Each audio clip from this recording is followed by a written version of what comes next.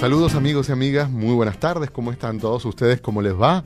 Nosotros estamos aquí muy contentos de poder compartir nuevamente con todos ustedes un nuevo programa. Como todos los miércoles siempre tenemos un programa para reflexionar, para conversar, para meternos muchas veces en temáticas que se generan en el ámbito de la opinión pública, del pensamiento, de la reflexión, de la filosofía, en fin. Sobre estos temas conversamos todos los miércoles. Hoy vamos a tener un tema muy importante, vigente en América Latina, y se trata de la teología de la liberación. También me acompaña, como todos los miércoles, Gabriel Andrade. Gabriel, ¿cómo te va? ¿Cómo te Alexander, ¿cómo te ha ido a ti? Bueno, de lo mejor. Sí, tú sabes, Alexander, hace años yo estuve en el Vaticano, en la ciudad de Roma, y bueno, quedé realmente extasiado con todo el arte que había ahí, pero también quedé un poco perturbado con el derroche de riquezas que exhibe la Iglesia Católica. Y en mi imaginario, pues yo siempre asocié a una iglesia pues como desvinculada de la pobreza, ¿no? Y un poco en contradicción con el mensaje original de Jesús. Pero en los últimos años, pues me ha sido grato saber que alguna fracción de la iglesia ha dado pues un giro hacia la atención a los pobres, y es lo que ha venido a llamarse la teología de la liberación. Tú sabes que yo no soy creyente de la religión católica y a mí la teología no me concierne mucho. En todo caso, la teología viene de la palabra griega theos, que significa Dios, y logos, que significa palabra, o sea que es el discurso sobre Dios. Y sospecho yo que la teología de la liberación pues es el discurso sobre Dios que busca la liberación de los pobres. En todo caso, hoy nos acompaña el profesor Joan Méndez, profesor de la Escuela de Filosofía de la Facultad de Humanidades y Educación. Bienvenido, profesor. Okay, muchas gracias, muchas gracias. Hola, Alexander, hola, Gabriel. Saludos. ¿Qué es la teología de la liberación? La teología de la liberación en Latinoamérica, haciendo referencia a Latinoamérica o contextualizando a Latinoamérica, prácticamente surge en la década de los 60, específicamente en 1962 aproximadamente, cuando un grupo de teólogos latinoamericanos se reúnen en el Concilio Vaticano número 2 para reflexionar sobre los objetivos, ¿no? Y sobre la función de la Iglesia Católica en estos espacios, ¿no? En nuestra América.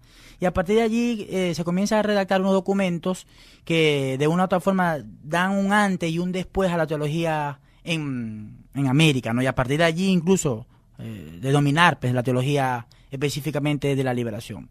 Muchos teólogos preocupados realmente por el papel social que jugaba la iglesia, muchos de ellos condenaban que estaba un poco desvinculada de lo que Cristo estipulaba, pues, ¿no? Dentro de su propuesta que la encontramos en la Biblia, dentro de su propuesta bíblica, y que realmente la iglesia y conjuntamente los teólogos debían cumplir una función eminentemente social, ¿no? Entonces yo creo que esa es una de los orígenes, si pudiéramos colocarlo en fecha, de cuándo se inicia la teología de la liberación en nuestra América. Entonces, a partir de allí se dan otras reuniones y se dan otras reflexiones y también otros tratados, otros discursos que lo podemos ir señalando, pero ¿no? Y sobre todo lo podemos ir encontrando en el devenir de la... Ahora, es un movimiento eminentemente latinoamericano, no hubo en África, en Asia, en Europa. No es un movimiento eminentemente latinoamericano, es un movimiento que también se da en África, que también se da en Europa. Inclusive cada uno de estos teólogos formados en Europa se nutren, pues incluso hay una referencia fundamental a la escuela de Tubinga, la escuela de Tubinga, donde realmente estos autores se nutren, pues, ¿no? Se nutren de esta nueva forma, digámoslo así, o de esta nueva exégesis que se hace a partir de los textos bíblicos, y no solamente de los textos bíblicos, porque una de las preocupaciones de esta rama pues, de la teología es que también tratan de resaltar los elementos del Jesús, del Jesús histórico, de Jesús de carne y hueso, no solamente los postulados que encontramos en la Biblia, sino también de aquel Jesús que realmente vivió y que sintió y que luchó en este caso por los pobres, ¿no? Que dentro de un rato vamos a desarrollar Ahora esa tengo idea. una inquietud, como ya Gabriel al comienzo decía, que la teología es el estudio de Dios, la razón de ser de Dios. ¿Cómo una teología se plantea estudiar y reflexionar sobre la pobreza, sobre la situación de esclavitud o de opresión, la relación tiene que ver eso con Dios. Eso pareciera más bien sociología, diría yo, y más además, o política, sí, más que teología. Es decir, ¿dónde está la vinculación teológica? Una de las cosas fundamentales de que estos teólogos tratan de demostrar es que en la misma Biblia encontramos postulados donde realmente Jesús se preocupó por la por los pobres, es decir, por la preferencia realmente por los pobres. Claro, ellos lo destacan muy bien, no solamente material, sino también espiritual, y que la iglesia siempre ha venido desarrollando solamente el carácter espiritual. Y ellos decían que es hora, que es el momento de hacer la reflexión ahora también desde el punto de vista material, es decir, sí, pensar en el reino de Dios que está allá después de la muerte, pero ¿qué pasa con esta vida terrenal, ¿no? Entonces ellos se comenzaron a preocupar también por esta vida terrenal, contextualizando, por supuesto, el momento, ¿no?, histórico en que se encontraba América Latina: opresión, explotación, pobreza, etcétera, etcétera. Entonces, a partir de allí, su preocupación, y que se desarrolla, por ejemplo, en Medellín posteriormente en el 68 y después en Puebla en 1979, es decir, la preocupación de estos autores era tratar de vincular realmente el estudio de Dios, sin discusión alguna, nunca lo dejaron de estudiar, ¿no?, de vincular, pero también a su vez de cómo la prédica que se podía encontrar en la palabra de Dios iba orientada realmente a una orientación liberadora, una orientación hacia realmente encontrar elementos que permitieran romper esa dinámica de opresión y de esclavitud. Entonces, por ahí comienzan las discusiones de estos teólogos, ¿no? Hay un libro central dentro de la teología de la liberación, que es el libro de Gustavo Gutiérrez, Teología de la Liberación, es decir que es el punto de partida básicamente desde los textos que hay, un libro como de unas 300 páginas aproximadamente, y allí se hace una reflexión profunda, primero una mirada de América Latina para reflexionar sobre Dios. ¿Cuáles son las herramientas o las metodologías del pensamiento en general que toma la teología de la liberación para analizar la realidad? Porque creo que la teología no le da precisamente esas herramientas al teólogo de la liberación para analizar la situación. Muy bueno que tocaste ese punto, Alexander. Ciertamente el texto de Gutiérrez, Teología de la Liberación, lo publica en 1971, es decir, prácticamente una década después de la reunión del Concilio Vaticano II. Y los elementos teóricos que encontramos tanto en esta obra, porque hay un antes y un después de esta obra, si no podemos decir tampoco que la teología de la liberación se agota en este texto de Gutiérrez. Hay muchísimas publicaciones posteriormente a este texto de Gutiérrez, pero es un texto clave, ¿no?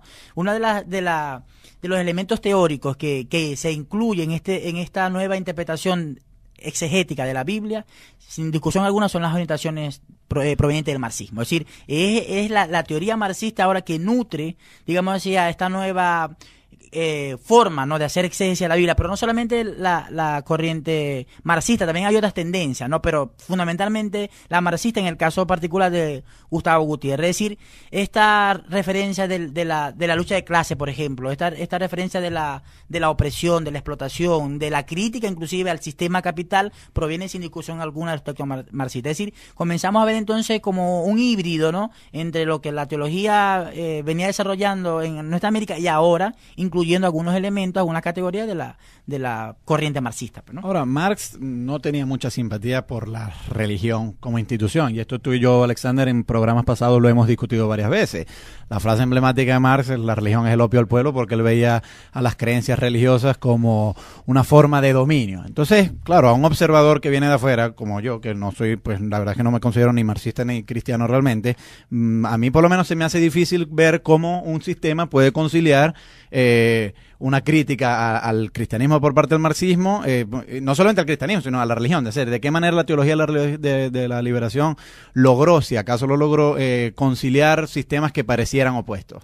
Sí, en ningún momento su objetivo fue asumir la postura marxista tal cual como en su momento lo planteó Marx a mediados del siglo XIX, ¿no? Básicamente ellos orientaron cómo Marx se preocupó desde el punto de vista sociológico, filosófico, incluso hasta económico, ¿no?, el economicista, cómo se preocupó realmente por lo que ellos en este momento querían caracterizar, es decir, la pobreza, ¿no? Es decir, la pobreza y de dónde provenía esa pobreza, qué factor. Entonces, yo creo que eso es lo que había que destacar. Ellos, por supuesto, y creo que lo vamos a tocar ahora más adelante, por supuesto, ellos fueron atacados pues, por cómo es posible incluir algunos elementos marxistas cuando Marx se opuso radicalmente a todo tipo de religión, incluso a la existencia de Dios, ¿no? Entonces, ciertamente lo que podemos aquí resaltar es que estos postulados del marxismo, sin discusión alguna, nutrieron y le permitieron a estos teólogos, no solamente a Gutiérrez, sino a otros más, obtener, yo creo que un panorama mucho más amplio de la complejidad en que se encontraban los pueblos. Pero sospecho yo entonces que los teólogos de la liberación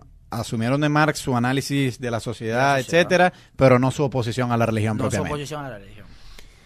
Es tiempo de hacer una pausa. En el texto de Gustavo Gutiérrez hay una reflexión que realiza Gustavo Gutiérrez que es importante, que que dice que si, incluso para el momento que nos decía el profesor Joan, que aparece el libro de Teología y la Liberación, estamos hablando del 72 aproximadamente, él decía que si nos colocamos en el medio de América Latina y miramos hacia arriba y miramos hacia abajo, la situación de América Latina iba a ser similar, una situación de opresores y oprimidos. Y a partir de allí es que asumen la reflexión que le da la teología marxista, el materialismo dialéctico, de analizar la realidad, y que el ingrediente novedoso que se va a hacer es cómo dentro de esa reflexión se agrega el tema cristiano, teniendo como centro el personaje de Jesús.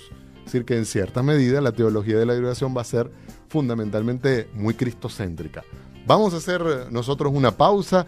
En breve vamos a continuar conversando con el profesor Joan Méndez, es profesor de la Escuela de Filosofía, y con Gabriel Andrade, que nos acompaña todos los miércoles en la coproducción de este programa. Es un nuevo programa.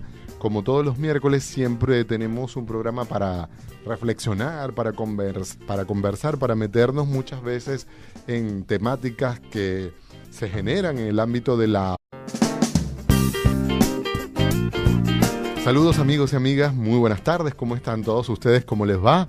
Nosotros estamos aquí muy contentos de poder compartir nuevamente con todos ustedes. Y bueno, quedé realmente extasiado con todo el arte que había ahí, pero también quedé un poco perturbado con el derroche de riquezas que exhibe la Iglesia Católica. Y en mi imaginario, pues yo siempre asocié a una iglesia pues como desvinculada. La opinión pública, del pensamiento, de la reflexión, de la filosofía, en fin. Sobre estos temas conversamos todos los miércoles.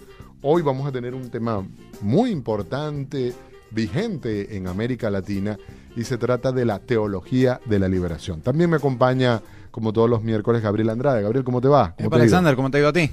Bueno, de lo mejor. Sí, tú sabes, Alexander, hace años yo estuve en el Vaticano, en la ciudad de Roma.